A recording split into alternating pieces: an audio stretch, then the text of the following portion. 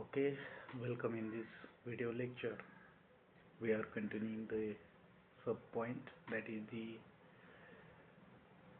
properties of protein, that is physical properties and chemical properties. The first important property of protein is color and taste.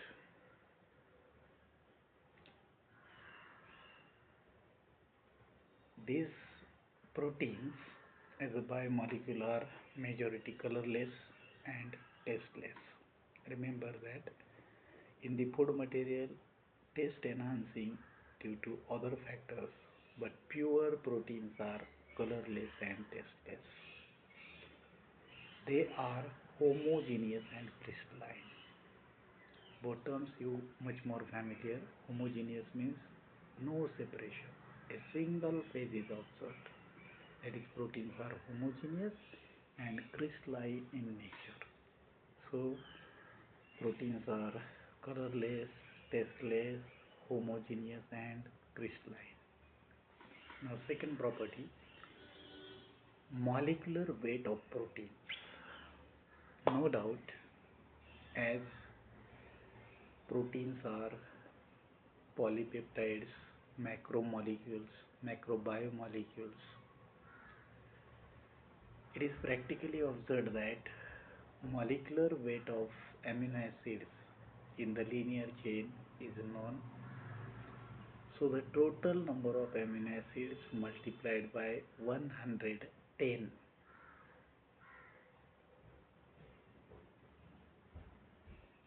How this 110 count? That is number of water molecules released from one peptide bond or formation of proteins. It is calculated. We have seen peptide bond formation linkage.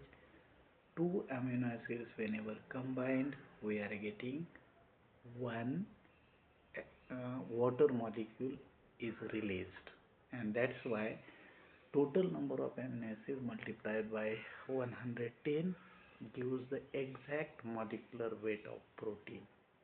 And hence, why we are taking 110 Daltons? It is the average molecular weight of amino acid in is 110.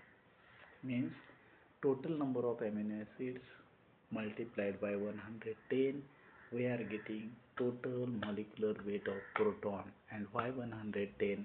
The average molecular weight of amino acid is 110. So this is about the molecular weight of protein. Then third, coagulation. Proteins, whenever heated, there occurs heat denaturation. That is, for example, albumin is one of the protein, that is egg protein. Globulin is also another egg protein. Whenever they are heated, they form insoluble globulates, coagulates, or aggregates known as coagulum. Means whenever proteins are heated, they are get coagulated. This is called as coagulation of protein. What is it is called? Coagulation of protein. After heat, proteins are get coagulated. This is important property. Then fourth one is the solubility. With increase in acidity or alkalinity of solution, the solubility of protein goes on increasing. Reason is that proteins are composed from alpha amino acid. As it reacts with acidic nature of acids, base nature of bases, then automatically solubility goes on increasing. But this solubility of protein is totally depends on pH of the solution, whether it is acidic or basic, and at the isoelectric pH they are least soluble. So what is the solubility of protein? Protein solubility totally depends on acidity and basicity of the solution, means pH of the solution. This is first thing. As acidity and basicity increases, the solubility of protein increases, and it also depends on isoelectric point. At isoelectric point or pH, the solubility of protein is very less. So this is the solubility. Then fifth property is optical activity. Most of the proteins are containing asymmetric nature of polypeptides, that is containing asymmetric carbon atom present in the alpha amino acid, and hence proteins are optically active. They rotate plane polarized light to the left, and hence it is levorotatory. Plane polarized light rotation is observed from left side to right side, that is anti-clockwise direction. That's why most of the proteins are optically active. They rotate plane polarized light, and they are levorotatory in nature. Dextro and levo, you are aware about it. So this is the fifth property, that is optical activity. Now the sixth property is denaturization. Now denaturization means what?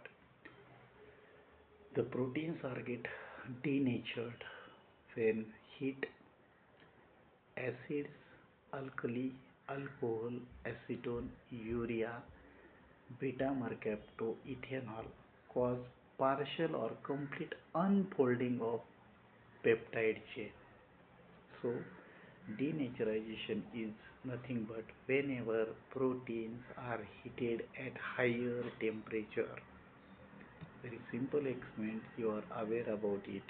Whenever skull or skin of any living body is removed and put in the acid or alcohols, the scaffold peptide bonds are break, and such type of breaking of a particular peptide bonds is called as denaturization of particular proteins.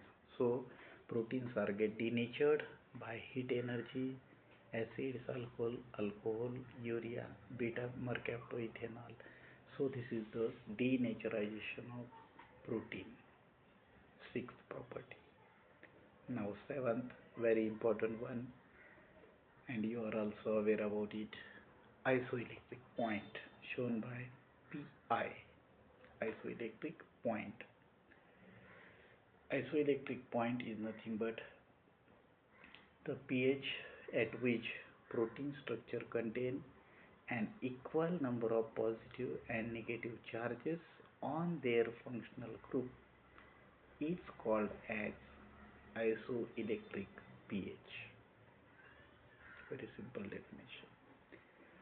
The specific pH at which any protein observes equal number of positive charge and equal number of negative charge on their functional groups are called as isoelectric pH, and this property is applied in lab to isolate proteins from different samples.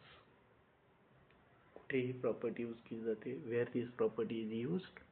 Isolation of protein. Suppose keratin is present in here as well as nails, and suppose this keratin we have to separate, isolate, then its isoelectric point method is used.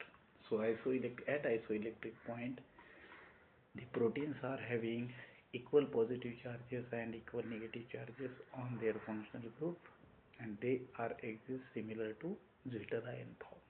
So this is called as isoelectric point. Very important property shown by protein. Then next is the eighth property is the electrochemistry of protein. What is electrochemistry? So, electrochemistry of protein is defined as redox potential of protein. Electrochemistry means what? The solution of protein is put in the electrochemical cell. Some specific voltage or potential is applied on two electrodes, positive electrode, negative electrode, cathode, anode, and pH of the solution is changed in such a manner that we are getting specific isoelectric point, the pH at which equal number of positive charge and equal number of negative charges are developed in the solution, and these charges on side groups of alpha amino acid make them move either towards cathode or electrode, and they remains as it is. So this is the electrochemistry of proton. Isoelectric experiment is carried out. So this is about the electrochemistry of protein. And last important property is the condensation reaction. Now what is condensation? Now in this condensation reaction, the carboxylic acid groups on one amino acid and the amino group of another amino acid, it leads to the formation of peptide bond and the release of water takes place. The same reaction is shown by two different proteins. The reaction is called as condensation reaction, by which alpha amino acids are converted into polypeptides, and these polypeptides are simply proteins. So these are the 9 important properties which are shown by protein, that is color and taste, molecular weight of protein, coagulation of protein, fourth, solubility of protein, optical activity of protein, denaturization of protein, isoelectric pH, 8, electrochemistry of protein, and 9th one is the condensation reaction. So these are the special properties which are shown by different types of proteins. So this is a very important point, that is the protein. Now we are moving to second half of this lecture, that is classification of protein. How the proteins are classified.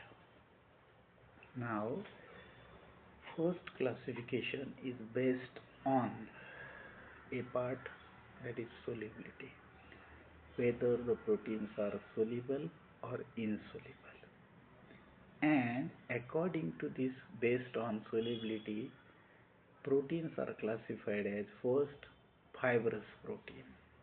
Now what are the fibrous proteins?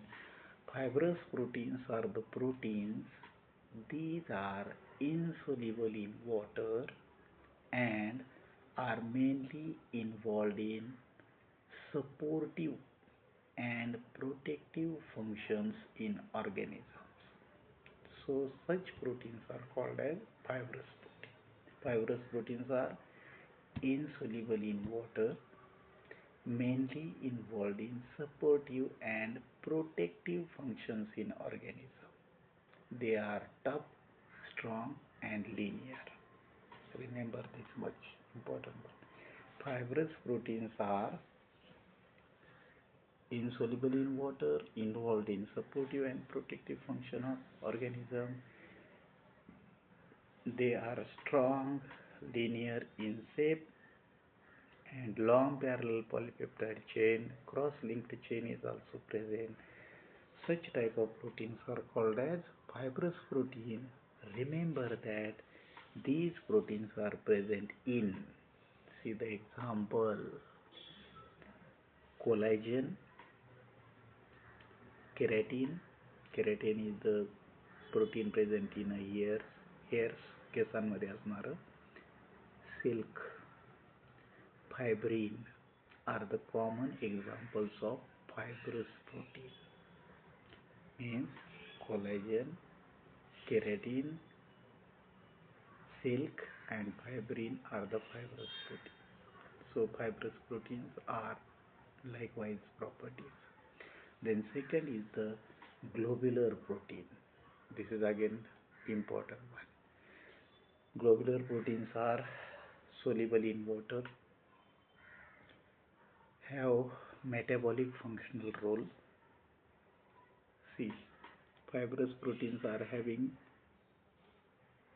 supportive and protective role. Globular proteins are having metabolic functional roles such as formation of enzymes, hormones and antibodies. See, very important one. Globular protein is soluble in water and used for various metabolic activities like synthesis of enzyme, hormones and antibodies. This is very three important functions are made by globular protein. Polypeptide chain present in the protein of globular protein is tightly folded into spear-like structure is available, and majority globular proteins are present in DNA polymerase, RNA polymerase and hemoglobin. DNA, RNA is composed from globular protein and globular protein is also present in hemoglobin. So these are the two important structures based on solubility of protein in water. Now B part, this classification is based on structural complexity. See, structural complexity, how the structure is developed. So in structural type of proteins, simple first type is the class is the simple proteins. They have simply structural organization, are only composed of amino acids known as homoproteins. These are having simple structure, homoproteins. They can be globular or fibrous. For example, keratin, elastin, albumin, collagen and histones contain simple proteins. Simple proteins present in these structures. Then conjugated proteins. These are complex proteins loosely bounded with one or more non-protein moieties. Non-protein groups are called as prosthetic group. They can be carbohydrates, lipids, nucleic acid, phosphoric acid. So conjugated proteins are non-protein moiety and present in such kind of methods. And last one is the derived proteins. Enzymes,